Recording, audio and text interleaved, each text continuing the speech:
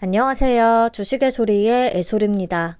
네, Y바이오로직스의 기업 내용과 수요 예측 결과까지 바로 이어서 보도록 하겠습니다. 회사는 항체 발굴 플랫폼을 기반으로 면역 항암제 등을 개발하는 기업인데요.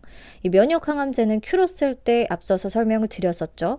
환자의 면역세포 기능 자체를 강화시켜서 스스로 암세포를 공격할 수 있게끔 하는 치료제를 얘기합니다. 부작용이 거의 없기 때문에 차세대 항암제로서 기대를 받고 있는 거죠. 자, 회사의 경쟁력이라고 할 수 있는 항체 디스커버리 플랫폼은 서로 다른 항체 유전자 1200억 종류를 보유하고 있다고 합니다.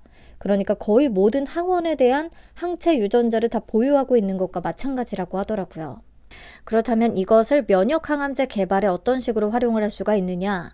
우리 면역세포 중에 하나인 T세포에다가 항체를 결합시키면 독성은 더 제한하면서 항암 효과를 더 증진시키는 기술을 적용할 수가 있다고 해요. 이런 자세한 기술적인 부분은 우리가 하루 공부한다고 해서 파악할 수 있는 정도가 절대 아니더라고요. 그냥 항체 플랫폼 기반의 면역 항암제 개발 기업이다. 면역세포에다가 항체를 결합시키면 항암 효과를 더 높일 수 있다. 이 정도로 보고 넘어가도록 하겠습니다. 네, 회사의 대표적인 파이프라인은 아클릭솔리맙이라는 면역 항암제인데요. 정확히는 면역 관문 억제제를 얘기를 합니다. 이것도 큐로셀 때 말씀을 드렸었거든요. 다시 한번 정리할게요. 암세포가 PD-L1이라는 특정 단백질을 발현시키게 되면 면역세포인 T세포가 가지고 있는 PD-1이라는 단백질하고 결합이 되면서 면역세포가 암세포를 적으로 인지하지 못하게 됩니다. 이걸 죽여야 되는데 죽이지 못한다는 거죠. 그래서 면역관문 억제제가 암세포의 PD-L1 단백질이 면역세포의 PD-1과 결합하지 못하도록 만들어서 면역세포가 암세포를 다시금 제대로 공격할 수 있게끔 기능을 강화시켜주는 역할을 하는 거예요. 그래서 보시면 회사의 항체도 PD-1과 PD-L1의 결합을 차단해서 T세포가 암세포를 사멸시킬 수 있게끔 유도한다라고 설명이 되어 있습니다. 근데 사실 이 PD-1 면역 항암제는요, 이미 전 세계적으로 출시된 약물들이 있습니다. 대표적으로 키트루다와 옵디보가 시장을 주도하고 있죠. 그래서 회사는 틈새 시장을 노렸습니다. 기존의 면역 항암제가 적응증을 획득하지 못한 희귀암종을 공략하고 있거든요. 그래서 임상 1, 2A상에서 고형암에 더해서 신경 내분비 종양 환자를 대상으로 유효성 데이터 일부를 도출했다고 하고요. 이렇게 희귀암에서 더 우수한 항암 효능을 확인을 했다고 합니다. 완전 관해, 완전히 종양이 없어지는 거 또는 부분적으로 줄어든 사례가 있었다라는 것과 비교군 대비해서 반응률이 높았다라는 것을 보여주는 그림이니까 참고해서 보시면 되겠습니다. 근데요, 사실 면역 항암제 개발 기업은 워낙에 많고 Y바이오로직스의 임상 단계가 딱히 엄청 앞서 나가고 있는 상황이 아니기 때문에 개인적으로 막 마음에 쏙 드는 부분이 있진 않았거든요. 근데 이 회사는 기술 이전 성과가 꽤 있긴 하더라고요. 프랑스 2위 민간 제약회사인 피에르 파브르와 또 중국 3D 메디슨에 각각 신규 당일항체와 이중항체 후보물질을 기술 이전했고, 레고캠 바이오사이언스와 공동 개발한 ADC 후보물질은 미국 픽시스 온콜로지의 기술 이전, 최근에는 월마커 바이오와 공동 개발한 항체 신약 물질도 기술 이전에 성공을 했다고 합니다. 제가 앞에서 면역세포의 기능을 맡게 되는 대표적인 단백질 PD-L1을 말씀을 드렸는데 또 그 밖에 면역세포의 기능을 방해하는 다양한 항원들이 존재하거든요. 이 항원들에 대한 항체 신약 후보 물질을 다양하게 개발을 하고 있는 거고요. 기술 이전에 성공한 케이스가 꽤 있었다 보시면 되겠습니다. 그래서 기술 이전 성과는 분명히 인정할 만해요. 근데 사실상 아클렉솔리맙을 제외하고는 파이프라인이 너무 임상 초기 단계이기 때문에 임상이 앞으로 진행되고 시판이 되기까지의 과정에서 추가적인 마일스톤, 단계별 기술료를 더 계속 수취해 나갈 수 있을지 이 부분은 좀 지켜봐야 될 것 같습니다. 불확실성이 크죠. 자, 실적을 보시면 그래도 기술 이전 건들이 있었기 때문에 매출이 0은 아닙니다. 매출이 매년 조금씩 잡혔어요. 하지만 신약 개발 기업은 마찬가지로 시판된 약이 없이는 수익성을 갖추기가 쉽지 않죠. 아직은 적자 기업입니다. 그래서 AA 등급으로 기술 특례 상장을 추진을 하게 됐고요. 그러다 보니까 공모가를 산정할 때 24년, 25년 추정순이익을 기반으로 산정을 했더라고요. 미래 추정치를 비교적 보수적으로 잡았다라는 얘기가 나오기는 하는데 어쨌든 그래도 추정치이기 때문에 밸류에이션 비교 이런 건 의미가 없겠습니다. 이 가격은 다른 지표들을 통해서 이게 괜찮은 수준인지 참여해 볼 만한지 수요 예측 결과와 함께 체크해 보도록 할게요. 네, 그럼 수요 예측 결과 바로 보겠습니다. 경쟁률은 226.91대 1을 기록을 합니다. 911개 기관이 참여했고요. 그러면 경쟁률이 낮은 편인 건 맞는데요. 수요 예측이 좀 부진했던 최근의 종목들과 비교해 봤을 때 참여 건수는 에코프로 머티리얼즈 다음으로 많습니다. 그래서 기관들이 완전히 외면한 건 아니다 보시면 될 것 같아요. 그리고 신청가격 분포표를 보시면 공모가 밴드는 9,000원에서 11,000원을 제시했는데요. 하단과 하단 미만의 비율이 수량 기준으로 82.25%나 됩니다. 다만 하단 미만보다는 하단인 9,000원을 써낸 비율이 가장 높았기 때문에 공모가는 그냥 9,000원에 확정이 된 거고요. 내심 하단 대비해서 추가 할인이 있었으면 너무 좋겠다 하긴 했는데 할인은 없었습니다. 그래도 하단이라는 거. 자, 의무 보유 확약 비율은 건수 기준 4.61%, 수량 기준 14.48%를 기록을 합니다. 건수 기준의 수치는 낮은데 수량 기준의 수치가 높다는 거. 소수의 몇몇 기관이 확약을 좀 많이 걸었다고 볼 수가 있겠죠. 그만큼 확신을 가지고 있는 기업들이 있었다라고도 볼 수 있는데 어쨌든 건수 기준의 수치가 좀 높아야 최종적으로 확약을 많이 올릴 수가 있을 텐데 그 반대의 케이스라서 조금 아쉽기는 합니다. 최종적으로 확약이 엄청나게 높아지지는 못할 것 같아요. 네, 그러면 공모 개요 다시 체크하겠습니다. 공모가가 하단에 확정이 되면서 공모 금액은 135억 원, 시가총액은 약 1,344억 원의 사이즈로 상장을 추진합니다. 청약은 23일부터 24일까지 진행되고요. 환불까지 4일이 걸린다는 단점이 있고 상장은 12월 5일로 예정이 되어 있습니다. 유안타증권의 단독 주관이고요.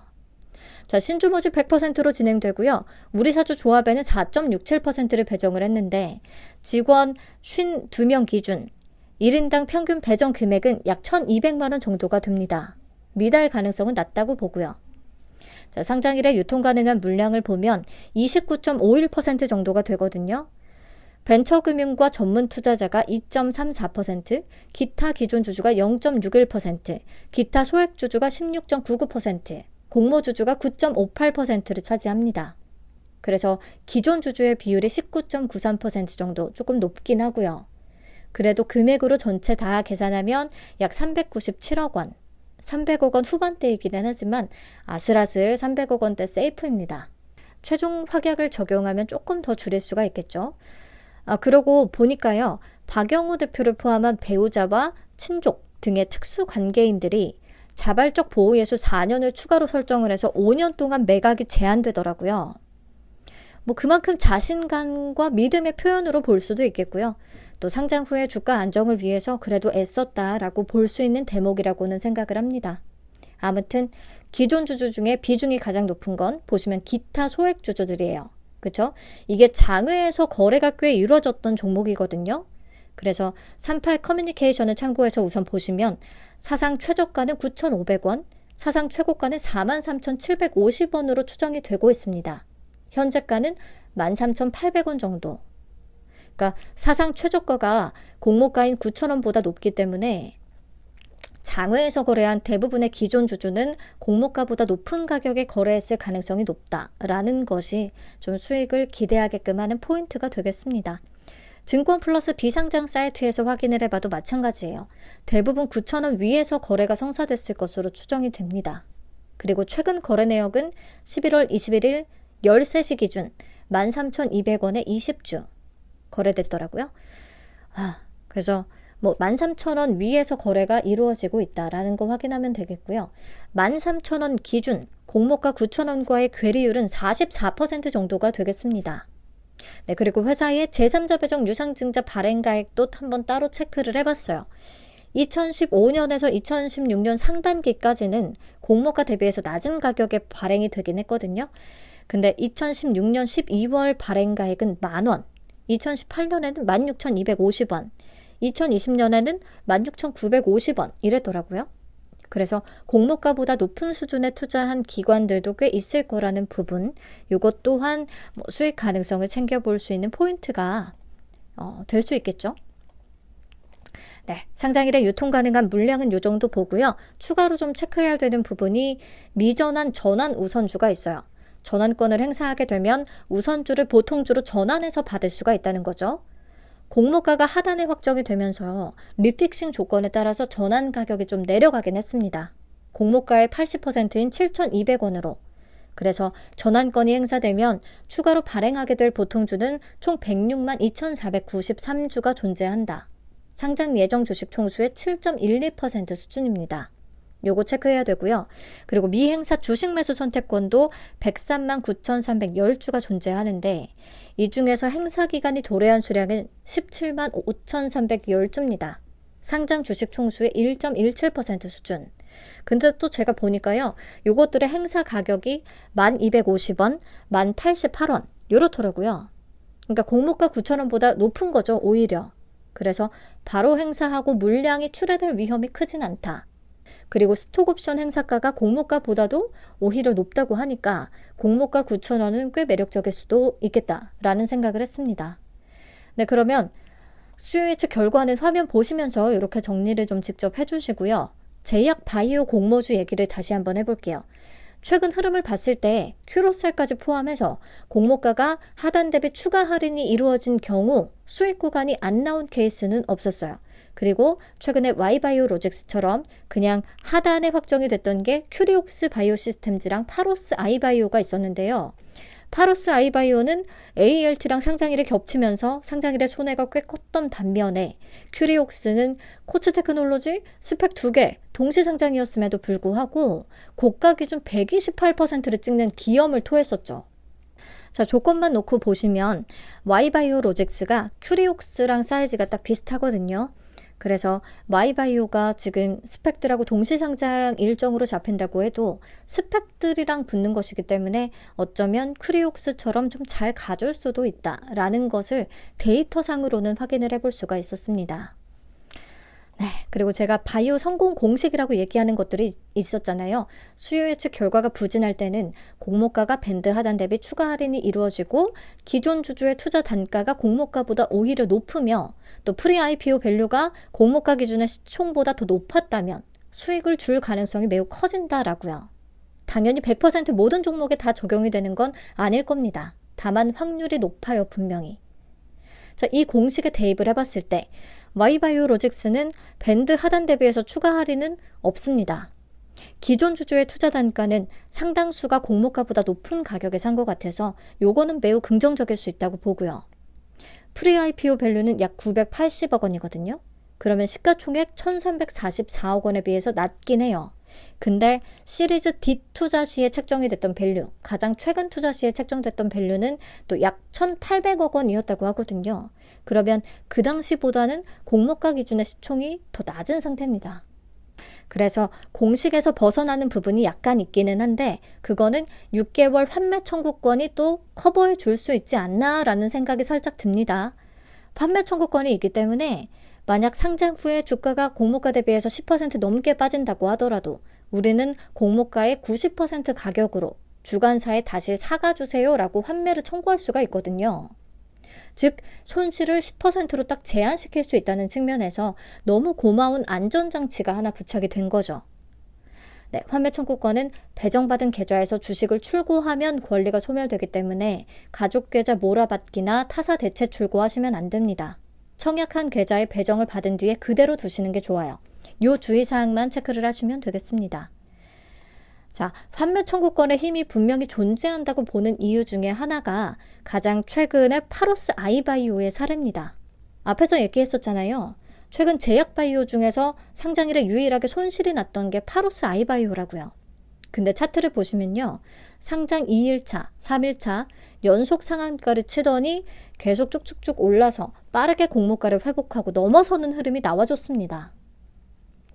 이게 환매 청구권이 행사가 되면 당연히 주관사 측에서 그 부담을 고스란히 떠안아야 되기 때문에 뭔가 이런 흐름을, 주가 흐름을 억지로라도 만들어줄 수 있는 가능성, 그냥 뇌피셜이긴 하지만 그럴 가능성이 있다고 보고요. 그래서 환매 청구권은 기본적으로 상장일에 공모주주들의 매도 물량이 나오지 않도록 하는 수급에 긍정적인 역할을 할 뿐 아니라 또 안전장치로서도 고마운 존재고, 환매 청구권의 여부 자체가 상장 이후에 좀 좋은 흐름을 만들 수도 있다라는 거 좀 말씀을 드릴게요. 네, 총정리를 해보자면요. 기대 요인으로는 우선 가장 최근에 상장한 면역세포 치료제 큐로셀의 성과가 괜찮았다라는 거, 규모가 훨씬 더 컸죠.